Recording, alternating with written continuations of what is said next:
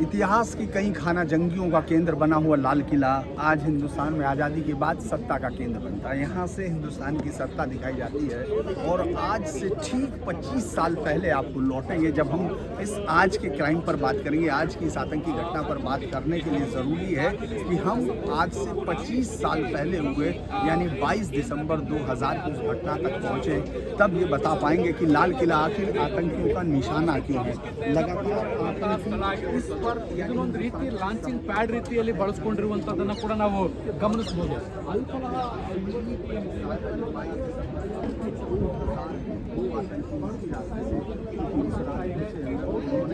Interrogation centre उस पर attack किया। उसके बाद से कभी कोई अटैक नहीं हुआ क्योंकि 25 दिसंबर 2000 को उसमें अबू शामल का एनकाउंटर होता है, 2 लोगों का उन आतंकियों का एनकाउंटर होता है और उसके बाद इसकी साजिश पूरी पकड़ी जाती है क्योंकि वो कश्मीरी आतंकियों और तमाम लोगों के साथ मिलकर इस लाल किले पर अटैक किया गया था। और उस समय ये बताया गया कि हम ये बताना चाहते हैं देश की राजधानी में और पूरे देश को कि इस जगह पर होने वाले आतंकी सेंटर का क्या है। लेकिन थोड़ा सा छोटे से एक अटैक की बात करते हैं तो इसके लिए जो तैयारी की गई है, ये तैयारी ये बताती है कि इस बार का ये अटैक शायद हिंदुस्तान के अंदर होने वाले सभी आतंकी हमलों को पीछे छोड़ देना चाहता था। अभी तक की जो जांच आ रही है वो ये बता रही है कि इस बार बिल्कुल नया नेटवर्क तैयार किया गया। क्योंकि हम अगर बात करते हैं IM के नेटवर्क की, क्योंकि एक साथ जो सीरियल जो ब्लास्ट हुए थे हिंदुस्तान में लगभग 2005 से माना जाता है 2008 यानी जामिया बटला हाउस के एनकाउंटर तक 2005 के हुए बम विस्फोटों से ये कहानी शुरू हुई थी और 2008 तक निरंतर चलती रही जब तक कि बटला हाउस एनकाउंटर नहीं हुआ। बटला हाउस एनकाउंटर में जो साजिद था, छोटा साजिद जो सबसे ज़्यादा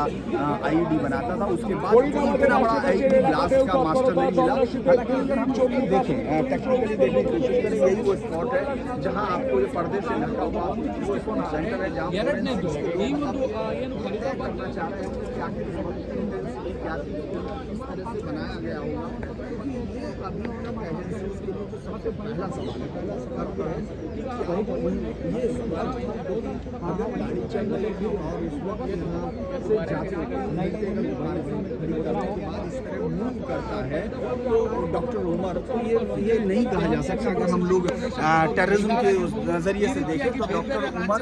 ये नहीं करना चाहता कि ये उसका स्पॉट नहीं था। कम से कम ये कहा जा सकता है क्योंकि ये ज़रूर है कि जिस तरह से फरीदाबाद में एक आतंकी घटना शुरू हुई और उस आतंक की जिस पर सर्च शुरू हुई एक छोटी सी घटना से शुरू हुई क्योंकि एक पोस्टर चिपकाता हुआ डॉक्टर पकड़ा जाता है, उसका फोटो CCTV में कवर होता है CCTV में और वहाँ से उसकी सर्च करते करते पुलिस पहले पहुँचती है जम्मू कश्मीर पुलिस सहारनपुर से फिर पता चलता है, फिर अगला डॉक्टर पता चलता है। अगला डॉक्टर जो मुसैब है, मुसैब को मुजम्मिल यानी डॉक्टर मुजम्मिल जो अल फलाह यूनिवर्सिटी में था, अगर हम उसको देखें कि वहाँ से एक छोटी सी, ये देखिए कहानी सिर्फ छोटे से उसके साथ बढ़ रही है क्राइम की छोटी सी घटना से एक आतंकी छोटी घटना लग रही थी, लेकिन वो घटना आगे बढ़ते बढ़ते जब जाती है तो वो फिर पहुंचती है लखनऊ में। अभी वो लड़की जो उसकी गर्लफ्रेंड है डॉक्टर, वो भी डॉक्टर, यानी ये पूरी कहानी आपको इतने बड़े एक नेटवर्क तक ले जाएगी, इतने बड़े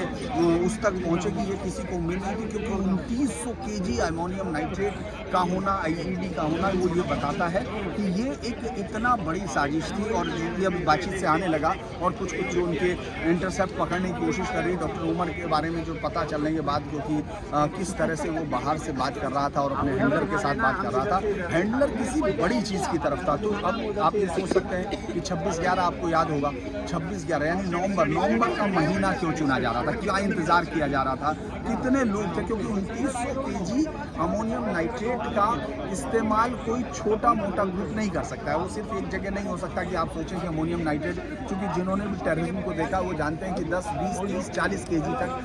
आपको पुलवामा जैसा सबसे बड़ा अटैक भी वो अगर इम्पैक्ट भी देखना चाहते हैं तो वो भी 40 kg, यहाँ 2900 kg और उससे ज़्यादा। अभी भी चूँकि अलग अलग जगह पर है तो सिर्फ एक जगह मिले हुए वो हैं। अगर हम इससे आगे लखनऊ की तरफ देखते हैं तो लखनऊ में जो महिला डॉक्टर डॉक्टर है जो शहीद है, उसके बाद उसका भाई फरार है, अलग अलग जगह ATS सर्च कर रही है। सवाल ये नहीं है कि वो मिलता है, सवाल ये है कि अभी आतंकियों की, चूँकि अभी NIA के पास ये जांच है, क्योंकि NIA की जांच सबसे पहले ये बताना चाहेगी, सबसे पहले ये खोजना होगा कि आखिर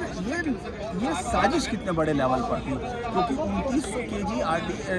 अगर अमोनियम नाइट्रेट है, अगर उसके साथ और दूसरी चीज़ें मिलती हैं तो फिर ये इम्पैक्ट कितना बड़ा होगा। इसीलिए मैं ये मान के चल रहा हूँ कि यहाँ ये उसका टारगेट नहीं था, यहाँ ये टारगेट नहीं हो सकता, यहाँ से आगे जाने की ज़रूरत होगी और आगे जाकर वो कुछ और बड़ी उसको अंजाम देना होगा, क्योंकि ये एक पूरे नेटवर्क का हिस्सा हो सकते हैं, क्योंकि 2900 kg के लिए तैयार करना, और शायद 26/11 की बरसी थी या एकता यात्रा थी। जो सबसे बड़ी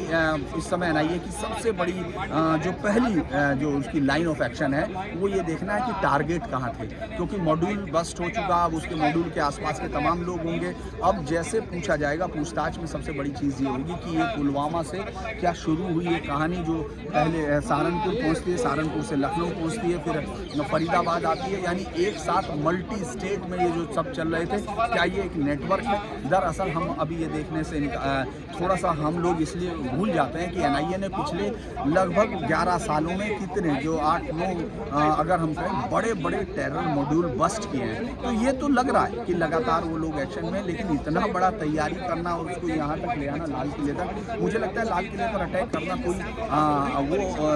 अभी इस समय तो नहीं दिख रहा है, क्योंकि मैं तो आपको बता चुका कि 22 दिसंबर 2025 को वो घुसे और वहाँ से उन्होंने उसके साथ अटैक किया था। तो ये कहानी यहाँ इस समय स्पॉट पर आने का सिर्फ मतलब यही है कि यहाँ से 25 साल पहले आतंक की जो कहानी शुरू हुई थी वो अभी भी जारी है, बदस्तूर जारी है। हालांकि जांच एजेंसियों ने उनका कंट्रोल किया, रिस्ट्रेन किया, लेकिन अभी हम ये सोच सकते हैं कि ये लंबा सफ़र अभी आतंक का जारी है। और जो NIA की है, जब ये कहानी निकल कर सामने आएगी तो मुझे लगता है कि और देश चौंक जाएगा, क्योंकि एकता यात्रा में 40 से 50 हज़ार लोग यात्रा कर रहे हैं। अगर उन पर ही अटैक करना था तो वो था, या 26/11 जैसे हमले को भी पीछे छोड़ देने की कहानी थी। तो आप लोग देखते रहिए न्यूज़ पॉइंट, हम फिर मुलाकात करते हैं आपसे। नमस्कार।